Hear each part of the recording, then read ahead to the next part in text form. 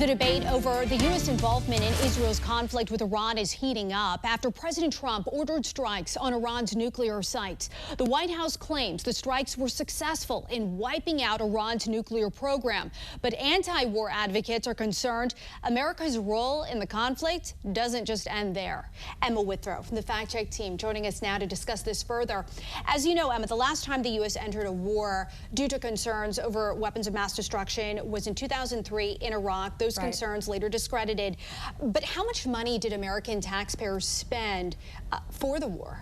Yeah, so Brown University, they put out some research about this, and according to estimates from them, they think the U.S. spent around $1.8 trillion, trillion with a T, on the war in Iraq. So obviously just an unbelievable amount of money, and that's just that specific war. We're not counting Afghanistan and everything that's gone on in the Middle East in the last 20 years. That's a good point. Just massive. And it's my understanding that a lot of this money went to defense contractors for things like building weapons, military equipment. How much did they make in profits during the 20 years of war in the Middle East? Yeah, the profit margins really are unbelievable when you look at the numbers. So since the start of the war in Afghanistan in 2001, the Pentagon spent more than $14 trillion, with 1/3 to 1/2 of that going to military contractors. Now, a large portion of these contracts in recent years have gone to just 5 major corporations: Lockheed Martin, Boeing, General Dynamics, Raytheon, and Northrop Grumman. That's all according to research from Brown University. So it's all compiled to just, those 5 corporations. They've made an unbelievable amount of money on these wars. And we're going to get into that even further in just a few minutes. Emma, thank you. A little later on, Emma will be back to break down which members of Congress receive the most money